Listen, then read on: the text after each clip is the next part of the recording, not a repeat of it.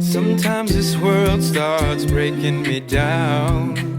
I get so lost, I think I'll never be found. Those that had come into town for Pentecost, that had become Christians, stayed. And why wouldn't you? They thought Jesus was going to return soon.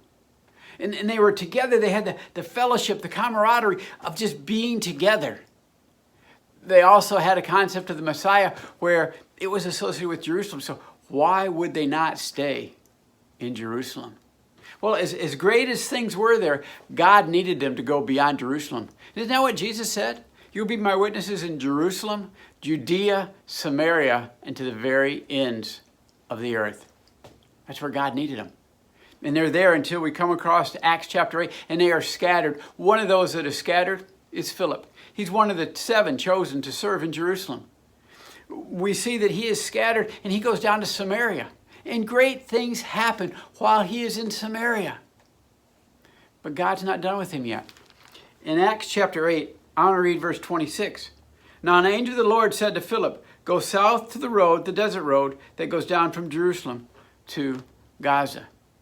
An angel comes and says, hey, God needs you over here. God says, head down this road. He does. He comes across a eunuch that's sitting in a chariot. And he's reading from Isaiah the prophet. Interesting, Isaiah. Here, my Lord, send me. Philip went when God needed someone to go. He goes down, he talks to him. And let me pick it up in verse 30. Then Philip ran up to the chariot and heard the man reading Isaiah the prophet. Do you understand what you are reading? Philip asked. And he starts there and he shares with him what it's all about. He shares with him the love of God. He shares with him what the Messiah was all about. And as they're traveling along the road, they come across some water, and the eunuch says, hey, here's some water. Why shouldn't I be baptized? He is baptized, and he goes on his way rejoicing, and Philip is no longer there. We do catch up with Philip a little farther down the road. Here it tells that he ends up in Caesarea. About 20 years later, when Paul is heading back to Jerusalem, he stops in Caesarea. And he comes across Philip again. And it's kind of interesting how it all wraps back together, how it fits together. It's also interesting that Paul stays at the house of someone that was scattered when Paul had started the persecution against the church. But that's not the point I want to make here. The point I see is Philip was told to go, and he went. We don't know what all happened between when he left the eunuch until Paul shows up in Caesarea.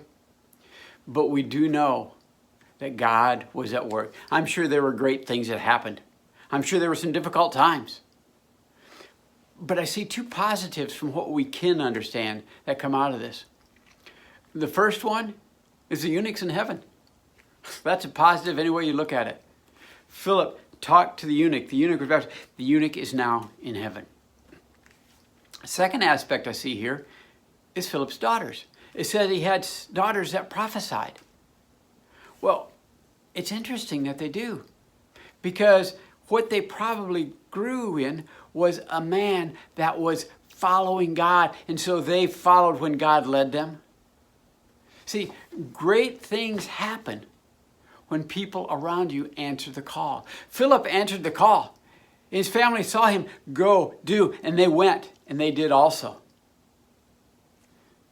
What's your family going to do? How is our family going to answer the call? They're going to answer it by the way they see us.